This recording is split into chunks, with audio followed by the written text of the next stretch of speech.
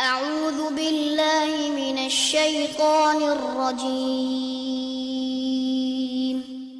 بسم الله الرحمن الرحيم الحمد للہ رب العالمین والصلاة والسلام علی نبینا محمد وعلی آلہ وصحبہ اجمعین اما بعد۔ آج ہم ہیں کتاب الفوائد کے ساتھ، امام ابن القیم رحمہ اللہ کے ساتھ۔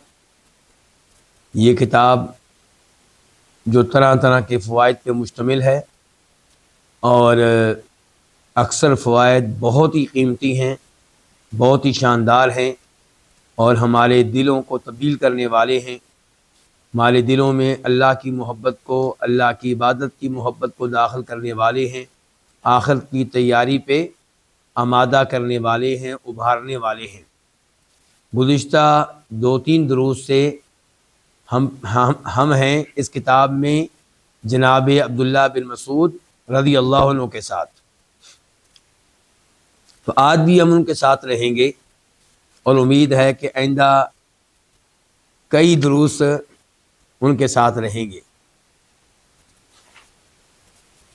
عبداللہ بن مسعود کے اقوال، ان میں کئی ایسے ہیں جو صحیح سند کے ساتھ ان سے ثابت نہیں ہیں،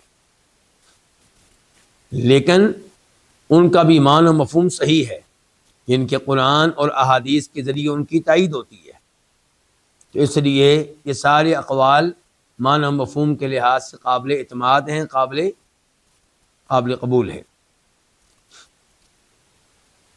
آغاز کرتے ہیں۔ عبداللہ بن مسعود کہتے ہیں، اور یہ کتاب کا صفحہ نمبر ہے 214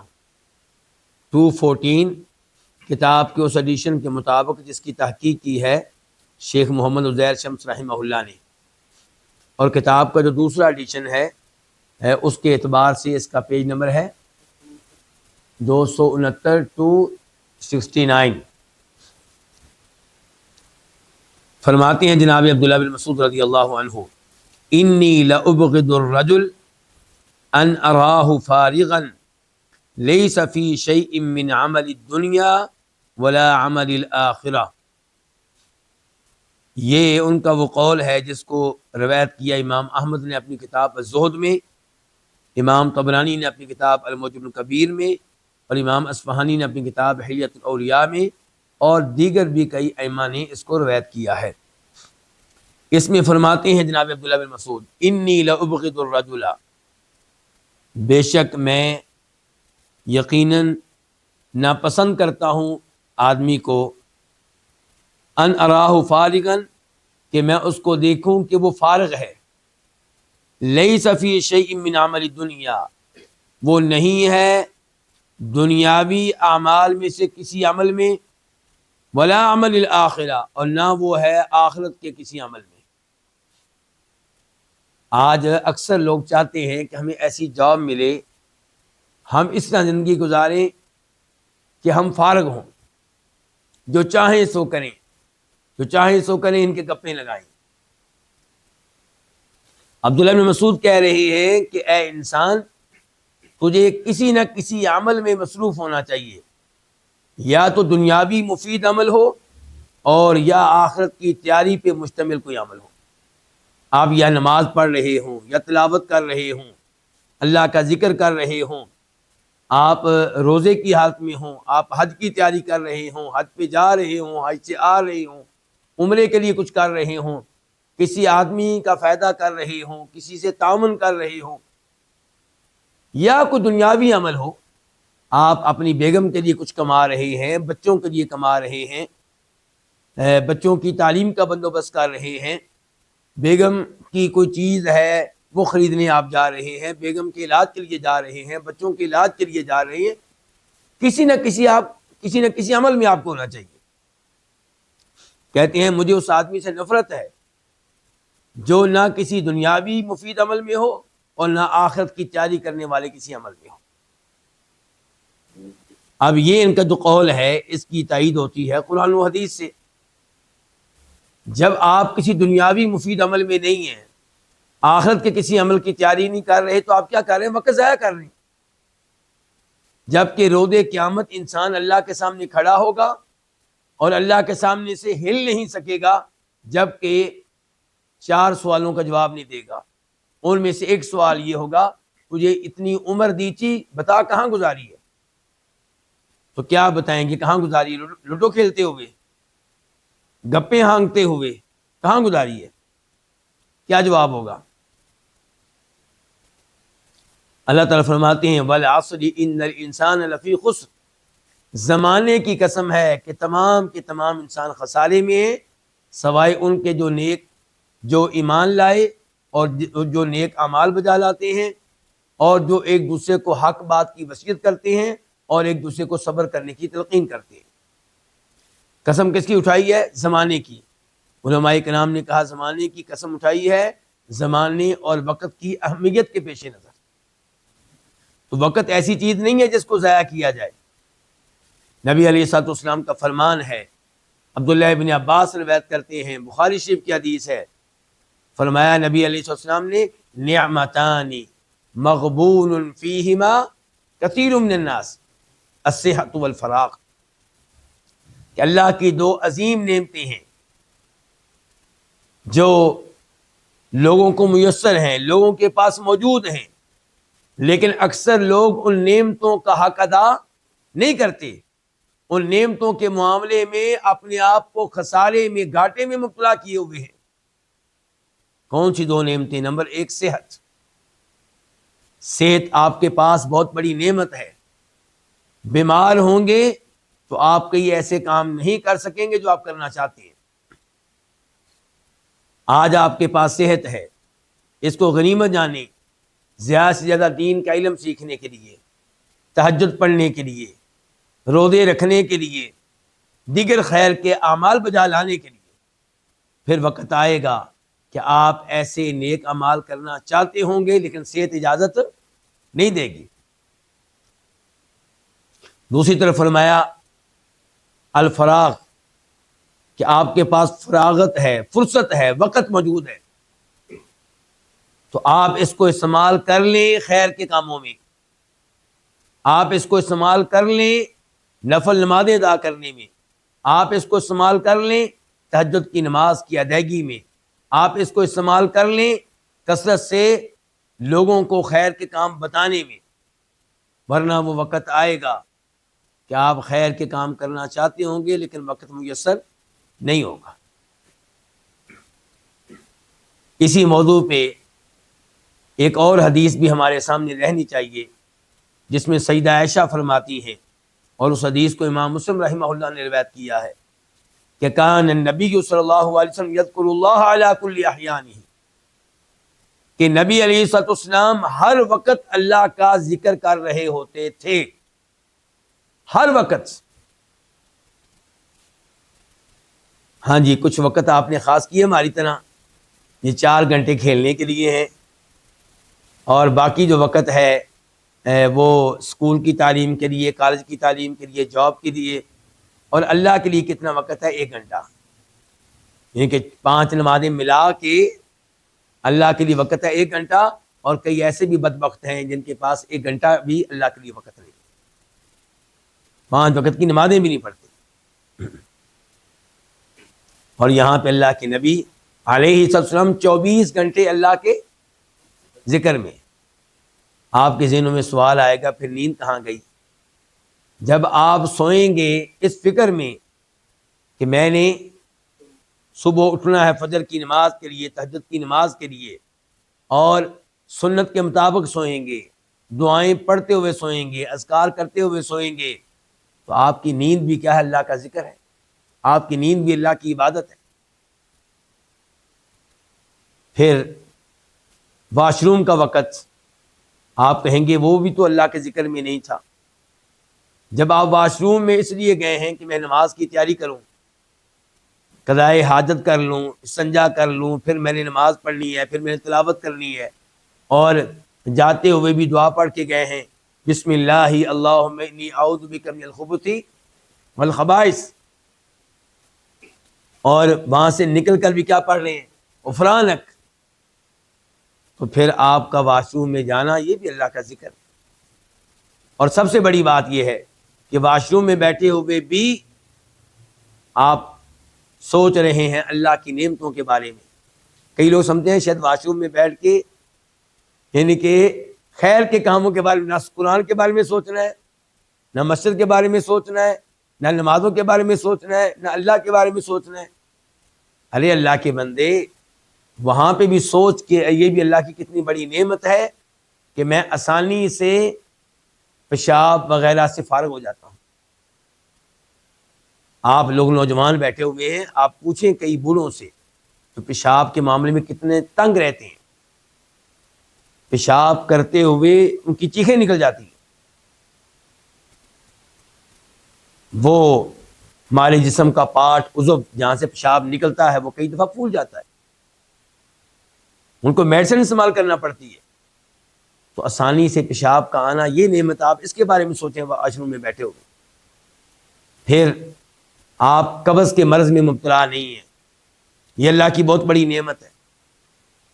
آپ کا معدہ صحیح کام کر رہا ہے. ورنہ پوچھئے ان سے جن کو بڑی آنت کا مسئلہ ہے، جو بڑی آنت کے کینسر میں مبتلا ہے. وہی بڑی آنت جہاں سے یہ غلاظت یعنی کہ جہاں سے نیچے کی طرف جاتی ہے.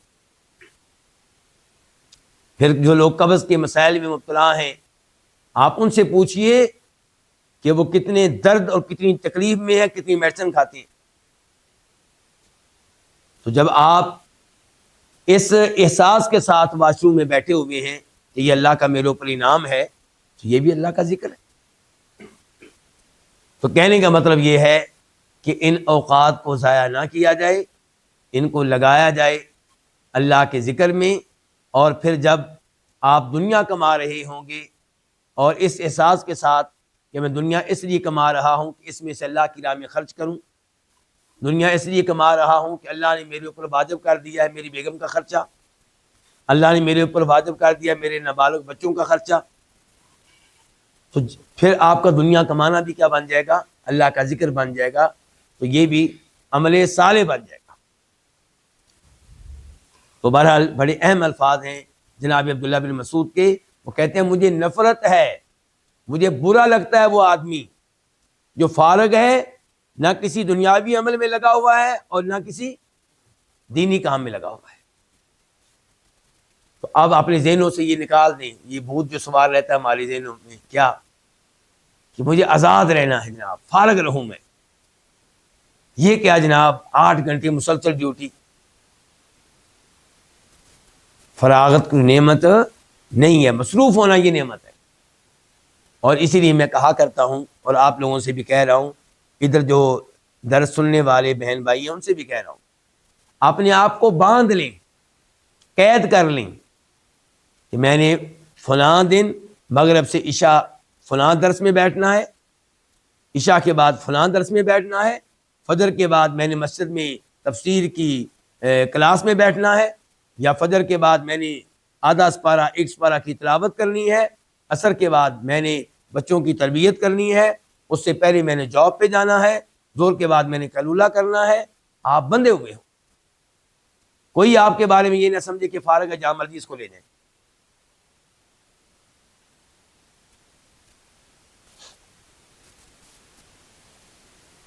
آج کے درس کا دوسرا فائدہ، اور یہ بھی کس کی طرف سے ہے؟ جناب عبداللہ بن مسعود رضی اللہ تعالیٰ عنہ کی طرف سے. کہتے ہیں وَمَن لَّمْ تَأْمُرْهُ الصَّلَاةُ بِالْمَعْرُوفِ وَتَنْهَهُ عَنِ الْمُنكَرِ لَمْ يَزَّدْ بِهَا مِنَ اللَّهِ إِلَّا بُعْدًا. عبداللہ بن مسعود رضی اللہ عنہ کا یہ فائدہ اسے روایت کیا امام احمد نے اپنی کتاب الزہد میں، امام ابو داود نے بھی اپنی کتاب الزہد میں، امام طبرانی نے اپنی کتاب المعجم الکبیر میں.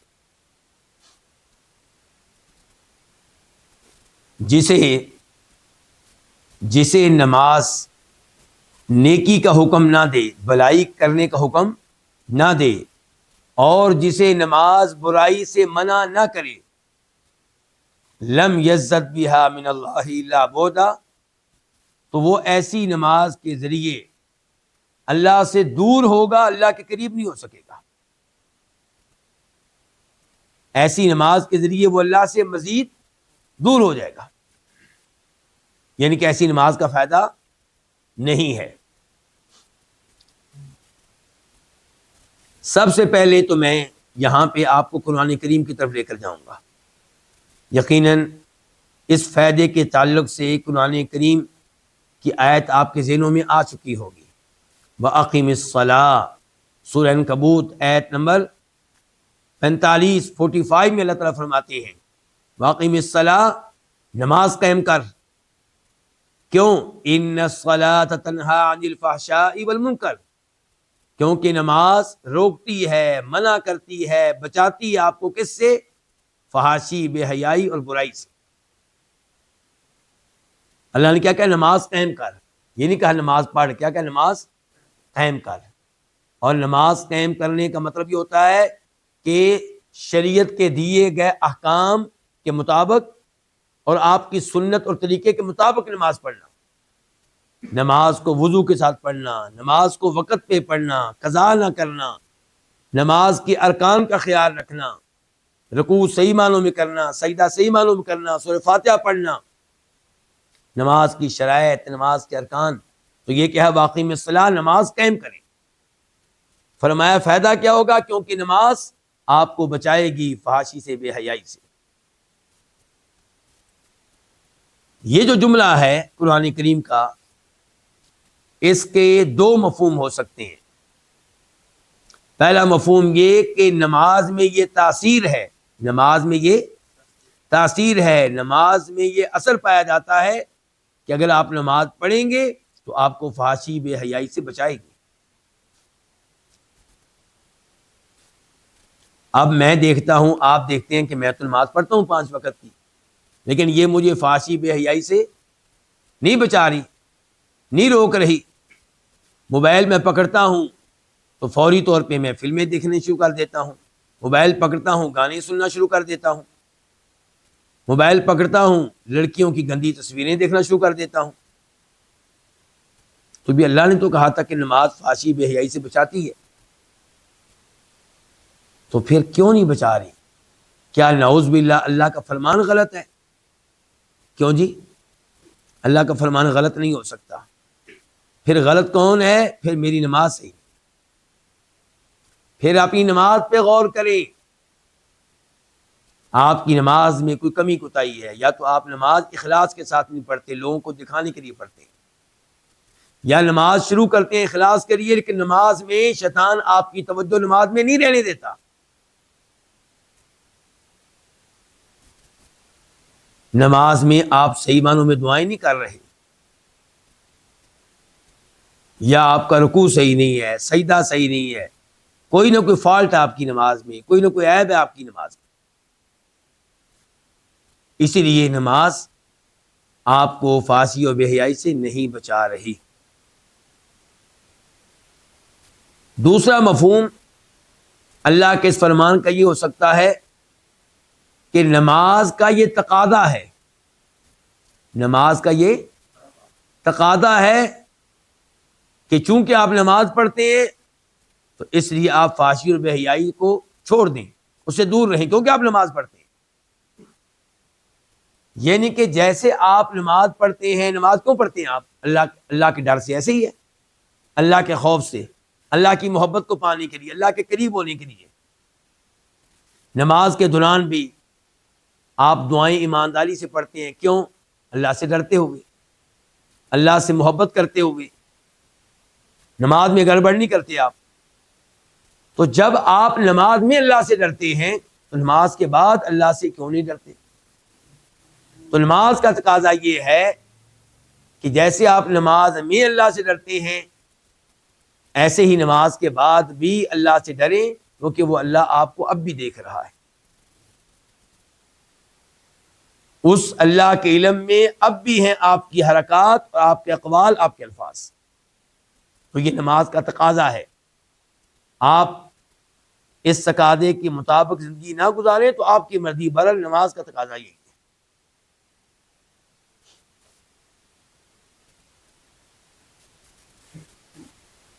اس فائدے کی تائید میں آپ کے سامنے ایک آیت رکھ چکا ہوں، ایسے ہی ہے، اور اب ایک حدیث۔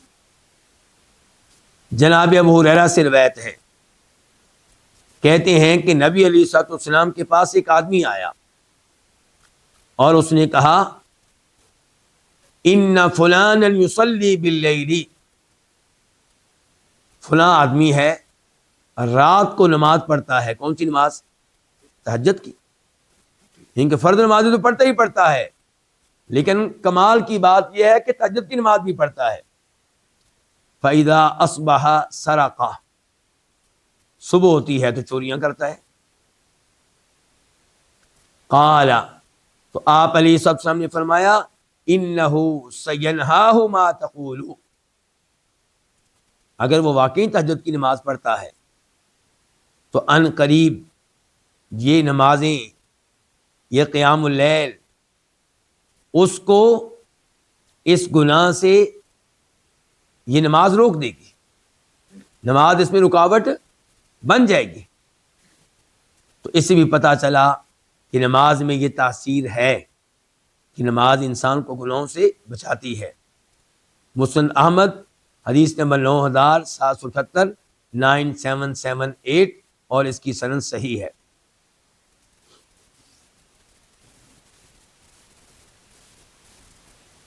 یاد رہے کہ اس فائدے کے تعلق سے ایک اور مرفوع حدیث بیان کی جاتی ہے، لیکن وہ ضعیف ہے، نبی علیہ الصلوۃ والسلام سے ثابت نہیں ہے۔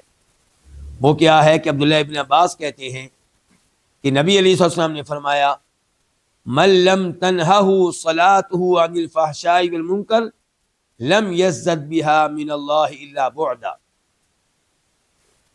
کہ جسے اس کی نماز فحاشی اور بے حیائی سے منع نہیں کرتی، بچاتی نہیں ہے، تو اس نماز کی وجہ سے وہ اللہ کے قریب نہیں ہو سکے گا بلکہ اللہ سے دور ہوگا۔ روایت کیا اس کو امام ابن ابی حاتم نے، امام طبرانی نے، لیکن یہ ضعیف ہے۔ تو بہرحال بڑا قیمتی فائدہ ہے یہ کہ اگر آپ کی نماز آپ کو گناہوں سے نہیں بچا رہی تو اس نماز پہ کیا کریں؟ نظر ثانی کریں۔ نماز میں کوئی مسئلہ ہے، کوئی گڑبڑ ہے، نماز کے ارکان کے اوپر نگاہ ڈالیں اور یہ سوچیں کہ کیا نماز میں آپ کی توجہ نماز میں ہوتی ہے، کیا نماز آپ اللہ کے لیے پڑھتے ہیں، اخلاص سے پڑھتے ہیں، اس سب کے اوپر نگاہ ڈالنے کی ضرورت ہے۔ آج کے درس کا فائدہ نمبر 3، اور یہ بھی کس کی طرف سے ہے؟ جناب عبداللہ بن مسعود رضی اللہ تعالیٰ عنہ کی طرف سے،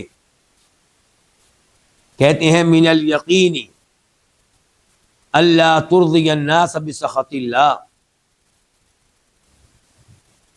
یقین میں سے ہے، یعنی کہ اگر آپ کو اللہ پہ یقین ہے، اگر آپ کا اللہ پہ مضبوط ایمان ہے، یہ مراد ہے، تو یقین میں سے یہ ہے کہ آپ اللہ کو ناراض کر کے لوگوں کو راضی نہ کریں۔ اگر آپ کا واقعی اللہ پہ یقین ہے، واقعی اللہ پہ ایمان ہے، تو پھر ایسا نہیں ہونا چاہیے کہ آپ لوگوں کو راضی کر رہے ہوں اللہ کو ناراض کر کے۔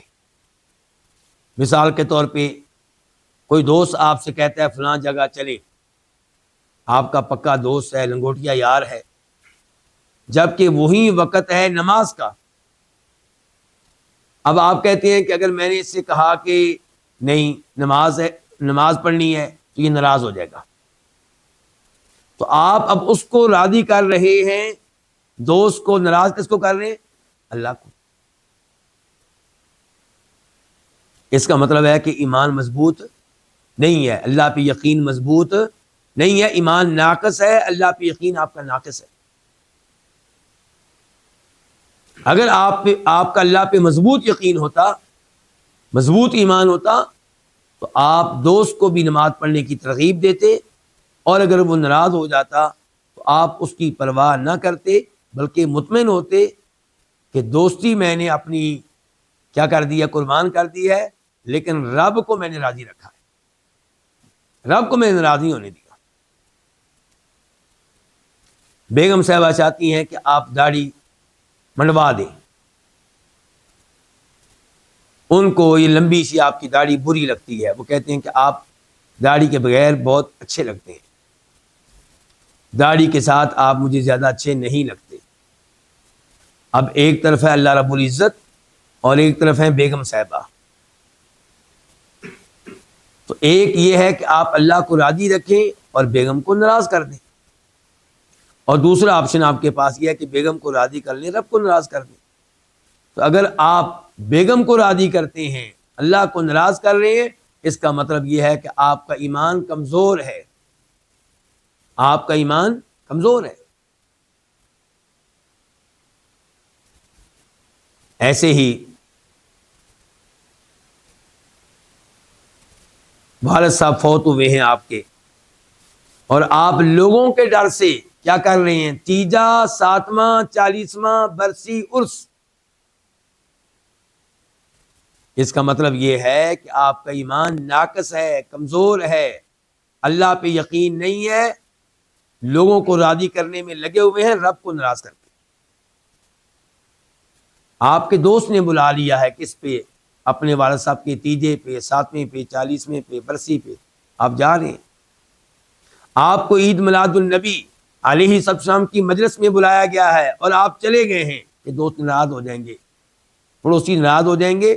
اس کا مطلب یہ ہے کہ اللہ پہ آپ کا ایمان کمزور ہے۔ تو یہ چند مثالیں میں نے آپ کے سامنے رکھی ہیں، ان کو مد نظر رکھا جائے۔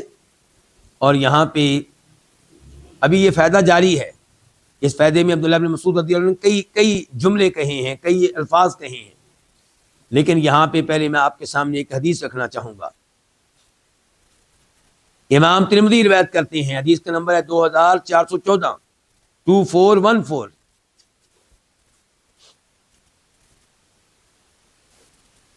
امیر المؤمنین ہمارے چھٹے خلیفہ راشد، ان کا نام بتائیں چھٹے خلیفہ راشد کا؟ معاویہ رضی اللہ عنہ۔ 5ویں کون تھے؟ حسن رضی اللہ عنہ۔ تو ہمارے چھٹے خلیفہ راشد جناب معاویہ خط لکھتے ہیں، لیٹر لکھتے ہیں سیدہ عائشہ کو،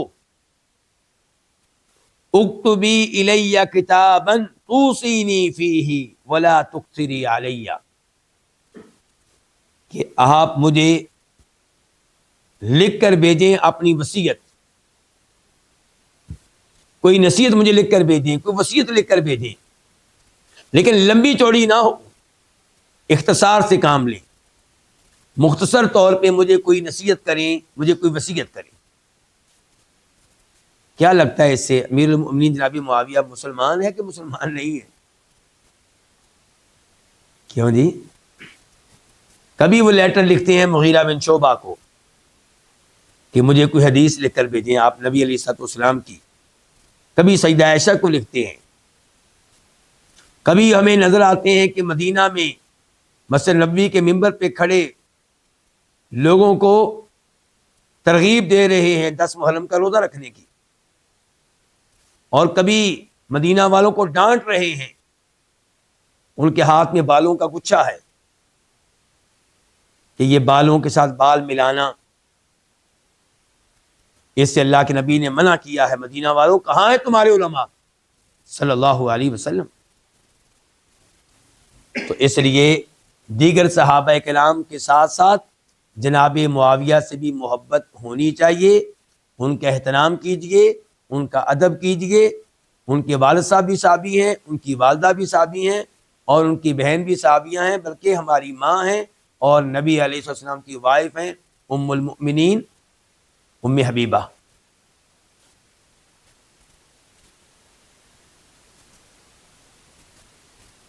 فکتبت الیہ، سیدہ عائشہ نے انہیں لکھ کر بھیجا، سلام علیکہ، آغاز کس سے کیا؟ السلام علیکم سے۔ اما بعد، اس کے بعد، فإنی سمعت رسول اللہ صلی اللہ علیہ وسلم یقول، کہ میں نے نبی علیہ الصلوۃ والسلام سے یہ بات سنی تھی۔ اللہ اکبر۔ وصیت میں آپ نے الفاظ نہیں لکھے، نصیحت میں آپ نے اقوال نہیں لکھے، کیا لکھ کر بھیج دی ہے؟ حدیث۔ اللہ کے رسول کی حدیث سے بڑھ کر نصیحت کیا ہو سکتی ہے؟ اللہ کے رسول علیہ السلام کی حدیث سے بڑھ کر وصیت کیا ہو سکتی ہے؟ کیا حدیث ہے جی؟ من التمس رضا اللہ بسخط الناس کفاہ اللہ مؤونۃ الناس، ومن التمس رضا الناس بسخط اللہ وکلہ اللہ الی الناس والسلام علیک. کہ آپ نے کہا تھا کہ جو لوگوں کو ناراض کر کے اللہ کو راضی کرنا چاہے، اللہ کو راضی کرنے میں لگا ہوا ہے، لوگوں کو ناراض کر رہا ہے، اللہ تعالی لوگوں کی طرف سے پہنچنے والی تکلیفوں اور مشقتوں اور پریشانیوں میں اس کے لیے کافی ہو جائے گا. لوگوں کی طرف سے ملنے والی مصیبتوں سے اللہ اس کو بچائے گا. وَمَنِ الْتَمَسَ رِضَا النَّاسِ، اور جو لوگوں کو راضی کرنے میں لگ جائے، چاہے اس کی وجہ سے رب ناراض ہو جائے، اللہ تعالیٰ اس کو پھر لوگوں کے حوالے کر دیتے ہیں. اللہ کی مدد اس سے اٹھ جاتی ہے، اللہ کی توفیق سے محروم ہو جاتا ہے. آخر میں سیدہ عائشہ نے کہا والسلام علیک. شروع میں بھی اسلام لکھا، آخر میں پھر اسلام لکھا. چھوٹا سا لیٹر ہے، خط ہے. شروع میں بھی اسلام، آخر میں بھی اسلام.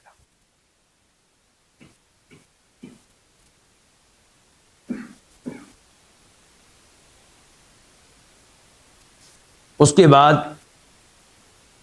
فرماتے ہیں کون؟ عبداللہ بن مسعود. اور یہ ان کے الفاظ فائدہ نمبر 3 کا حصہ ہیں. کہتے ہیں وَلَا تَحْمَدْ أَحَدًا عَلَىٰ رِزْقِ اللَّهِ وَلَا تَلُومُ أَحَدًا عَلَىٰ مَا لَمْ يُؤْتِكَ اللَّهُ فَإِنَّ رِزْقَ اللَّهِ لَا يَسُوقُهُ حِرْصُ حَرِيصٍ وَلَا يَرُدُّهُ كَرَاهَةُ كَارِهٍ. اللہ اکبر، کتنے عظیم الفاظ ہیں. کہتے ہیں کسی کی حمد و ثنا بیان نہ کریں اللہ کی طرف سے دیے گئے رزق کے اوپر. رزق کس نے دیا؟ رزق اللہ نے دیا. اللہ کی طرف سے دیے گئے رزق کی وجہ سے اللہ کو چھوڑ کے کسی اور کی حمد و ثنا بیان نہ کریں.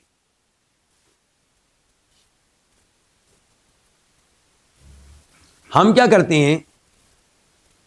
جب ہمیں رزق ملے کسی جگہ سے، سیلری ملے کسی جگہ سے، تو ہم اس آدمی کی تعریفوں کے پل باندھ دیتے ہیں اور اس انداز سے تعریف کر رہے ہوتے ہیں کہ جیسے رازق وہ ہے، اور اس میں اللہ تعالی کے لیے دور دور تک ہمارے الفاظ میں کوئی جگہ نہیں ہوتی. یہ جرم ہے، یہ گناہ ہے، یہ غلط ہے. لیکن نبی علیہ الصلوۃ والسلام تو یہ فرماتے ہیں، ترمذی شریف کی حدیث ہے، صحیح حدیث، من لا یشکر الناس لا یشکر اللہ. من لا یشکر الناس لا یشکر اللہ. جو لوگوں کا شکر گزار نہیں، وہ اللہ کا بھی شکر گزار نہیں. یعنی کہ اللہ کے نبی یہ کہنا چاہتے ہیں کہ جو آپ کے ساتھ نیکی کرے، آپ اس کا شکریہ ادا کریں. اور دوسری حدیث سے رہنمائی ملتی ہے کہ انسان کم از کم کیا کہہ دے؟ جزاک اللہ ہی کہہ دے. جزاک اللہ خیرا، اللہ آپ کو جزائے خیر دے. اچھا، اب عبداللہ بن مسعود کہہ رہے ہیں کہ رزق اللہ نے دیا، آپ اس کی وجہ سے کسی کی حمد و ثنا بیان نہ کریں. جبکہ اللہ کے نبی کہہ رہے ہیں کہ جو اللہ لوگوں کا شکر گزار نہیں، وہ اللہ کا بھی شکر گزار نہیں. اب کس بات کو ماننا ہے، کس کو ترک کرنا ہے؟ جی دونوں باتیں ٹھیک ہیں. لوگوں کا شکریہ ادا کرنا، جو لوگ سبب بنے ہیں رزق ملنے میں، کیا بنے ہیں؟ ان کا شکریہ ادا کرنا، یہ اللہ کا شکر ادا کرنے کا ایک حصہ ہے. خالق خود چاہتا ہے، مالک کے کائنات خود چاہتا ہے کہ جس نے آپ کے ساتھ نیکی کی، آپ اس کا شکریہ ادا کریں، اس کو دعائیں دیں. لیکن آپ اس کا شکریہ ادا کرتے کرتے وہ الفاظ کہیں جو رب کو کہنے والے ہیں، اور آپ سبب کی بجائے اصل اس کو سمجھنا شروع کر دیں. اس کا اتنا شکریہ ادا کریں جتنا شکریہ ادا کیا جا سکتا ہے کسی سبب کا. اصل شکر کس کا؟ اللہ کا، جس نے اس کو سبب بنایا ہے. رازق تو اللہ ہے، ان اللہ هو الرزاق ذو القوۃ المتین. تو سبب کا شکریہ ادا کریں. اور سبب کے موضوع پہ میں یہاں پہ یہ بھی کہنا چاہوں گا، آج کل ہمارا دماغ خراب کر دیا گیا حکمرانوں کے تعلق سے.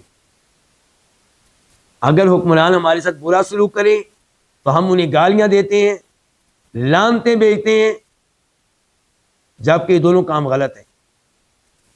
وہ آپ کے ساتھ برا سلوک کریں، آپ ان کے لیے دعا کریں کہ یا اللہ ان کو ہدایت دے۔ لعنتیں کرنے کا فائدہ نہیں ہوگا، بلکہ لعنتوں کا اثر آپ کے اوپر بھی پڑے گا۔ اگر رب کی لعنتیں برسیں گی آپ کے حکمران پہ تو کیا پھر وہ حکمران آپ کے ساتھ خیر کا معاملہ کرے گا؟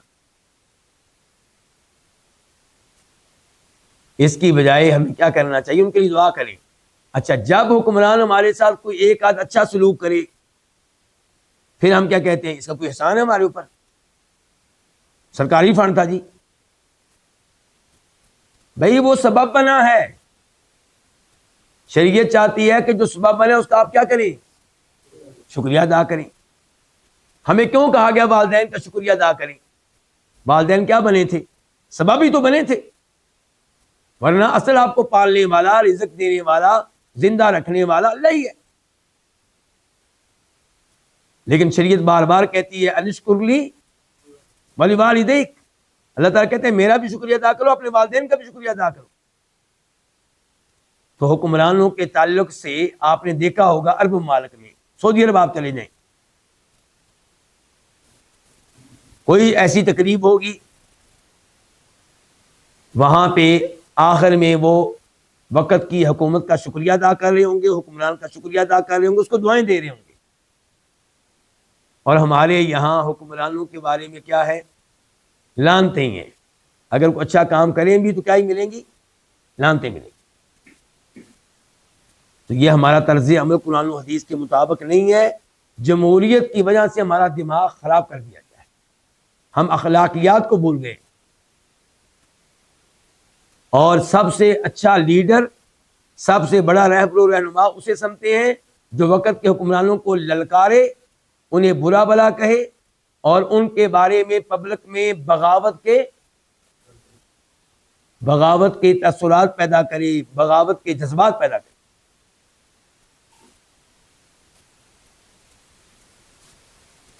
تو اب حق کیا ہے؟ اعتدال کا راستہ، کہ آپ یہ سمجھیں اصل رزق دینے والا کون، اس لیے الحمدللہ کہیں، اللہ کا بار بار شکر ادا کریں، اور جو سبب بنا ہے تو اس کا شکریہ ادا کریں، جتنا شکریہ کسی سبب کا ادا کیا جا سکتا ہے۔ ظاہر ہے کہ اس کو آپ اصل کے ساتھ نہیں ملائیں گے، رب کے ساتھ نہیں ملائیں گے۔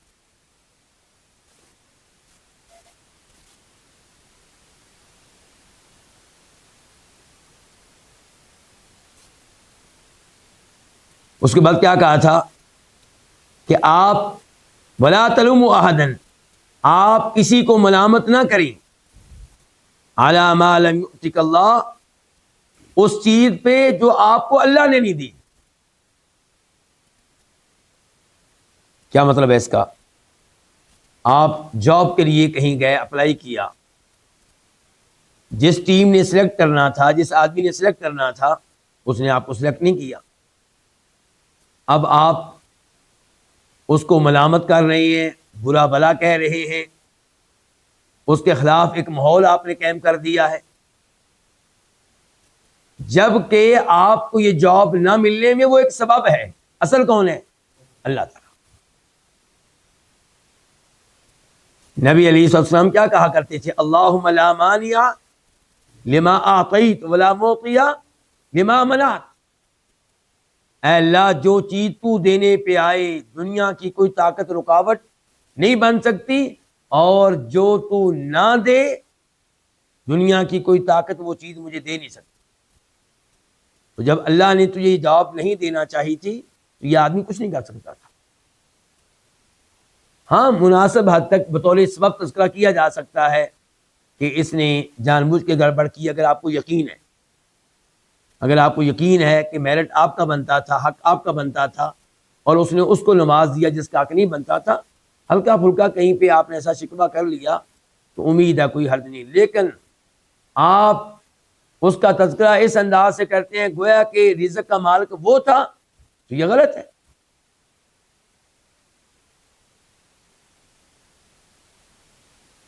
یہاں پہ تو ہمیں وہ حدیث بھی یاد آ جانی چاہیے جو حدیث ابن عباس ہے رضی اللہ تعالیٰ عنہما، ترمذی شریف والی، جب ابن عباس آپ علیہ السلام کے ساتھ آپ کی سواری پہ آپ کے پیچھے بیٹھے تھے، آپ نے کیا کہا تھا؟ یا غلام انی اعلمک کلمات، اے لڑکے میں تمہیں چند باتیں سکھانے لگا ہوں۔ ان میں سے ایک بات یہ تھی کہ یاد رکھنا، اگر پوری دنیا مل کر تمہارا کوئی فائدہ کرنا چاہے نہیں کر سکے سوائے اس فائدے کے جو اللہ نے تقدیر میں پہلے ہی لکھ دیا ہے۔ پوری دنیا مل کر تمہیں کوئی نقصان پہنچانا چاہے نہیں پہنچا سکے گی سوائے اس نقصان کے جو اللہ نے پہلے تقدیر میں لکھ دیا ہے۔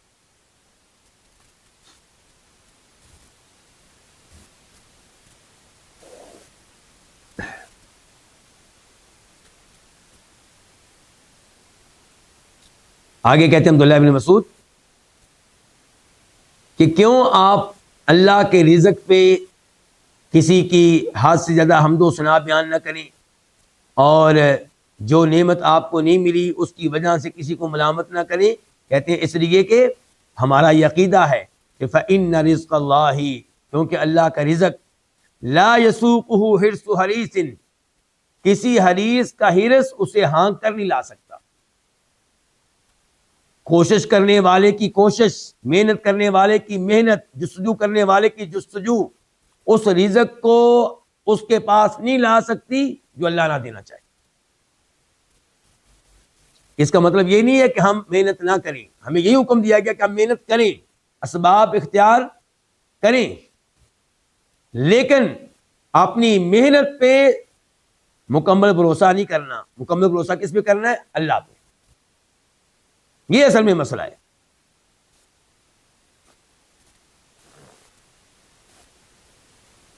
تو کہتے ہیں اللہ کا رزق اسے ہانک کر نہیں لا سکتی کسی حرص کرنے والے کی حرص، ولا يردہ کراہۃ کارہ، اور نہ اللہ کے رزق میں رکاوٹ بن سکتی ہے کسی ناپسند کرنے والے کی ناپسندیدگی۔ جو رزق اللہ دینا چاہے کوئی افیسر رکاوٹ نہیں بن سکتا، دنیا کی کوئی طاقت اس میں رکاوٹ نہیں بن سکتی۔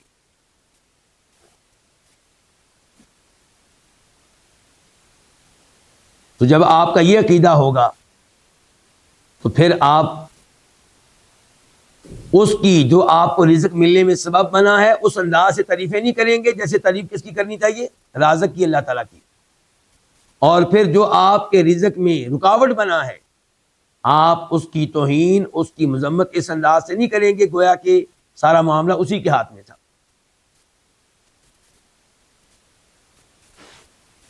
یہ فائدہ بھی جاری ہے، ابھی مکمل نہیں ہوا، ابھی ہم نے آدھا پڑھا ہے۔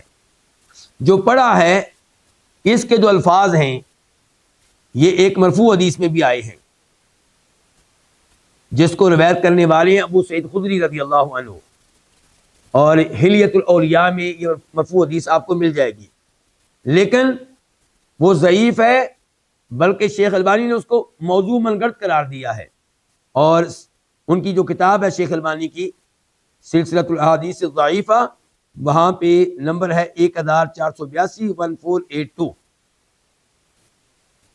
اور آپ کے علم میں یہ بات بھی لانا چاہتا ہوں کہ یہ جو فائدہ ہم پڑھ رہے ہیں یہ کتاب التوحید میں بھی آپ کو ملے گا۔ امام محمد بن عبد الوہاب رحمہ اللہ کی کتاب التوحید میں یہ آپ کو ملے گا، وہاں پہ اس کو لے کر آئے ہیں۔ اب ہم آتے ہیں اس فائدے کے دوسرے حصے کی طرف۔ کہتے ہیں جناب عبداللہ بن مسعود رضی اللہ عنہ، وَإِنَّ اللَّهَ بِقِسْطِهِ وَحِلْمِهِ وَعَدْلِهِ جَعَلَ الرَّوْحَ وَالْفَرَحَ فِي الْيَقِينِ وَالرِّضَى وَجَعَلَ الْهَمَّ وَالْحُزْنَ فِي الشَّكِّ وَالسَّخَطِ۔ اللہ تعالیٰ نے اپنے عدل و انصاف کے ساتھ اور اپنی بردباری کے ساتھ، کس کا معنی کیا ہوتا ہے؟ انصاف، اور عدل کا معنی بھی انصاف۔ تو اللہ تعالیٰ نے اپنے عدل و انصاف کے ساتھ، اپنی بردباری کے ساتھ جعلا رکھ دی ہے الروح راحت، والفرح اور فرحت، خوشی مسرت، کس چیز میں؟ فی الیقین والرضا، یقین میں اور رضا میں۔ اگر آپ اللہ پہ یقین رکھیں گے، اللہ پہ راضی رہیں گے تو آپ کو سکون ملے گا، آپ کو راحت ملے گی، آپ کو خوشیاں ملیں گی۔ اللہ کے ہر فیصلے پہ راضی رہیں، اللہ کے ہر فیصلے پہ راضی رہیں اور اللہ پہ اپنا یقین اور ایمان مضبوط رکھیں۔ اس میں آپ کو سکون ملے گا، راحت ملے گی، سکینت ملے گی، خوشی ملے گی، مسرت ملے گی۔ وَجَعَلَ الْهَمَّ وَالْحُزْنَ فِي الشَّكِّ وَالسَّخَطِ، اور اللہ نے رنج، ٹینشن، فکر اور غم رکھ دیا ہے شک میں اور ناراض ہونے میں۔ اگر آپ اللہ پہ شک کریں گے، اللہ کے فیصلوں پہ شک کریں گے، اللہ کے فیصلوں پہ ناراض رہیں گے تو اپنے آپ کو غمگین رکھیں گے، ٹینشن میں رکھیں گے، اللہ تعالیٰ کا آپ کچھ نہیں بگاڑ سکیں۔ اس لیے انسان کو اللہ کے ہر فیصلے پہ کیا رہنا چاہیے؟ راضی رہنا چاہیے، مطمئن رہنا چاہیے۔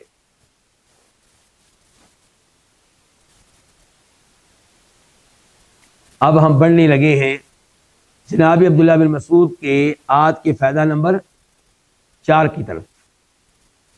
کہتے ہیں ما دمت فی صلاۃ، جب تک آپ نماز میں ہیں، فانت تقرع باب الملک، تو آپ بادشاہ کے دروازے کو کھٹکھٹا رہے ہیں۔ ومن یقرع باب الملک یفتح لہ، اور جو بادشاہ کے دروازے کو کھٹکھٹاتا رہے گا بالآخر اس کے لیے دروازہ کھول دیا جائے گا۔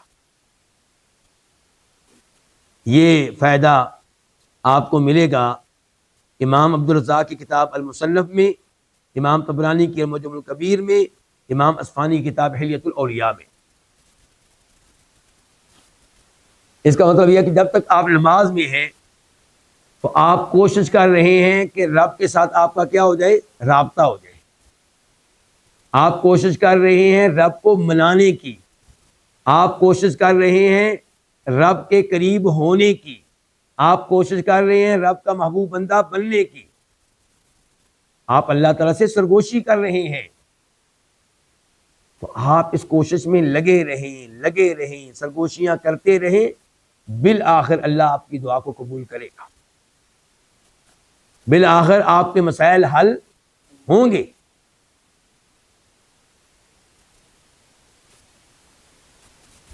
اس فائدے کے تعلق سے میرے ذہن میں یہ حدیث آئی ہے جسے امام مسلم رحمہ اللہ روایت کرتے ہیں، نمبر ہے وہاں پہ 395 395،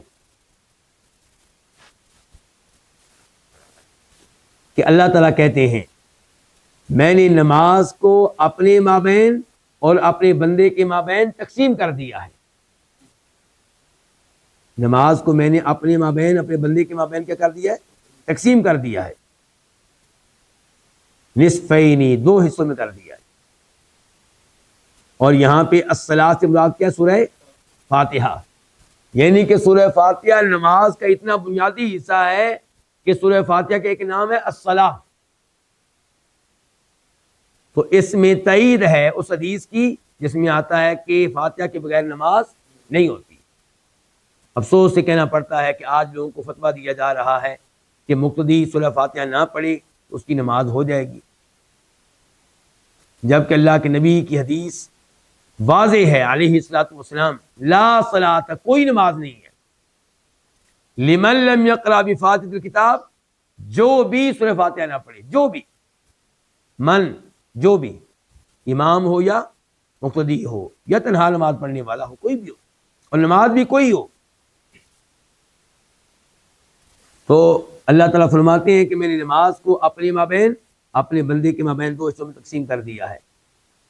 وہ آگے پھر اس کی وضاحت ہے کہ بندہ جب کہتا ہے الحمدللہ رب العالمین الرحمن الرحیم مالک یوم الدین، اللہ تعالیٰ کہتے ہیں میرے بندے نے میری حمد بیان کی ہے، میرے بندے نے میری ثنا بیان کی ہے، میرے بندے نے میری تعظیم بیان کی ہے۔ پھر بندہ کہتا ہے ایاک نعبد و ایاک نستعین، اللہ تعالیٰ کہتے ہیں کہ یہ جملہ میرے اور میرے بندے کے مابین نصف ہے، آدھا اس کے لیے آدھا میرے لیے۔ پھر بندہ کہتا ہے اہدنا الصراط المستقیم، یا اللہ مجھے سیدھے راستے پہ چلا، توحید والے راستے پہ چلا، سنت پہ چلا، ان کے مجھے شرک و بدعات سے بچا۔ صراط الذین انعمت علیہم، ان لوگوں کے راستے پہ چلا جن پہ تو نے انعام کیا۔ تو جب یہ سورہ فاتحہ ختم ہوتی ہے، اللہ تعالیٰ اس کے جواب میں کہتے ہیں کہ یہ فہذا لعبدی ولعبدی ما سأل، یہ آخری حصہ میرے بندے کے لیے ہے اور میں اپنے بندے کو وہ دوں گا جو یہ مانگ رہا ہے۔ تو دروازہ کھل گیا نا، دروازہ کھل گیا نا، اللہ نے کہہ دیا نا کہ میں اپنے بندے کو دوں گا جو وہ مانگ رہا ہے۔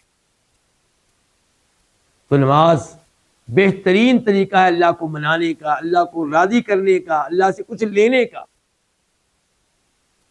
نبی علیہ السلام جب پریشان ہوتے تھے تو کس میں پناہ لیتے تھے؟ نماز میں۔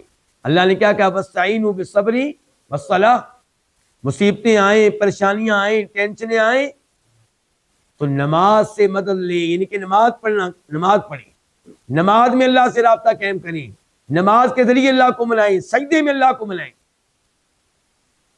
اور دوسرے نمبر پہ کیا کریں؟ صبر کریں۔ آج لوگ کیا کرتے ہیں؟ نماز کیوں نہیں پڑھی؟ جی بس وہ پریشانی ہے، امی جان بیمار ہیں، ابا جان بیمار ہیں، پریشانی ہے جی، امی جان فوت ہو گئی ہے۔ یہ امی جان فوت ہوگی تو نماز پڑھ، اور نماز پڑھ، تیرا غم ہلکا ہو، تیری ماں کو بھی فائدہ، ان کو دعائیں دے نماز میں۔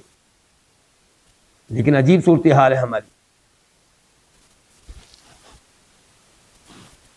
آج کے درس کا آخری فائدہ، اور آج کے درس کا فائدہ نمبر 5، جناب عبداللہ بن مسعود کہتے ہیں انی لاحسب الرجل ینسى العلم کان یعلمہ بالخطیئۃ یعملها، بے شک میں البتہ کسی آدمی کو شمار کرتا ہوں کہ ینسى العلم، کہ وہ علم بھول جاتا ہے، میں کسی آدمی کو دیکھتا ہوں کہ وہ علم بھول جاتا ہے، وہ علم کان یعلمہ، جو اس کے پاس تھا، جو علم پہلے سے تھا اس کو بھول جاتا ہے۔ کیوں؟ کہتے ہیں بالخطیئۃ یعملها، اس گناہ کی وجہ سے جس کا وہ ارتکاب کر رہا ہوتا ہے۔ شریعت کا علم چھین لیا جاتا ہے گناہوں کی وجہ سے۔ متقی بن جائیں، پرہیزگار بن جائیں تو آپ کے دینی علم میں اضافہ ہوگا۔ یا ایھا الذین آمنوا ان تتقوا اللہ یجعل لکم فرقانا، اے ایمان والو اگر تم تقوی اختیار کرو گے، پرہیزگار بن جاؤ گے، گناہوں سے بچو گے، فرائض و واجبات پہ عمل کرو گے، اللہ تمہیں فرقان دے گا۔ فرقان کا مطلب یہ ہے کہ خیر اور شر میں، حق اور باطل میں، توحید اور شرک میں، سنت اور بدعت میں فرق کرنے کی صلاحیت اللہ دے دے گا۔ آپ کو اتنی بڑی صلاحیت مل جائے گی، آپ کو پتہ چل جائے گا کون سا فرقہ، کون سا مسلک صحیح ہے اور کون سے فرقے غلط ہیں۔ لیکن جب گناہ کریں گے تو عبداللہ بن مسعود کہہ رہے ہیں کہ گناہ کی وجہ سے جو علم پہلے سے موجود تھا وہ بھی آپ بھولنا شروع ہو جائیں گے۔ اور یہاں پہ مجھے یہ اشعار یاد آ رہے ہیں جو امام شافعی رحمہ اللہ کی طرف منسوب ہے، یعنی کہ کہنے والے کہتے ہیں کہ امام شافعی نے کہے ہیں، لیکن ان سے ثابت نہیں ہے، لیکن بہرحال یہ اشعار موجود ہیں۔ اشعار کیا ہیں؟ ان اشعار میں کہنے والا کہتا ہے شکوت الی وکیع سوء حفظی، کہ میں نے امام وکیع بن جراح الرؤاسی جو فوت ہوئے ہیں 196 ہجری میں، 196 میں نے ان سے شکوہ کیا کہ سوء حفظی، میرا حافظہ برا ہے، کمزور ہے، بھول جاتا ہوں جلدی، یاد نہیں ہوتا جلدی، احادیث یاد نہیں ہوتی، قرآن یاد نہیں ہوتا۔ فارشدنی الی ترک المعاصی، تو امام وکیع بن جراح نے میری رہنمائی کی اس پہلو کی جانب کہ اگر چاہتے ہو کہ حافظہ ٹھیک ہو جائے تو گناہ چھوڑ دو۔ کیا چھوڑ دو؟ گناہ۔ میں اور آپ حافظے کے لیے کیا کہتے ہیں؟ بادام استعمال کرو۔ ٹھیک ہے، بادام مفید ہیں حافظے کے لیے، لیکن اس سے بڑی بات کیا؟ گناہ چھوڑو،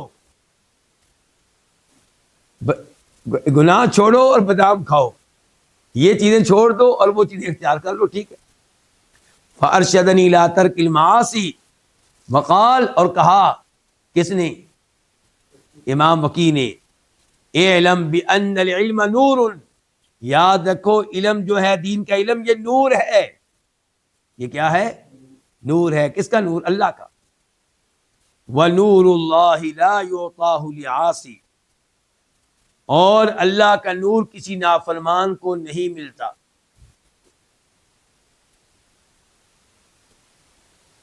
اللہ کا نور کسی نافرمان کو نہیں ملتا۔ اگر وہ علم جو میرے پاس پہلے سے موجود ہے میں بھول جاتا ہوں اکثر، تو پھر سوچ لیں، غور کر لیں کون کون سے گناہ ہیں میرے اور آپ کے جن کی وجہ سے پہلے سے ملا ہوا علم بھی واپس جا رہا ہے۔ جو چیزیں یاد تھیں وہ بھی آپ بھول رہے ہیں، میں بھول رہا ہوں۔ اللہ رب العزت مجھے اور آپ کو اپنی اصلاح کرنے کی توفیق عنایت فرمائے۔ اور یہ جو آخری فائدہ ہے عبداللہ بن مسعود کا رضی اللہ عنہ، یہ آپ کو مل جائے گا امام ابی خیثمہ کی کتاب العلم میں اور امام احمد کی کتاب الزہد میں۔ وصلی اللہ تعالی علی نبینا محمد وعلی آلہ وصحبہ اجمعین۔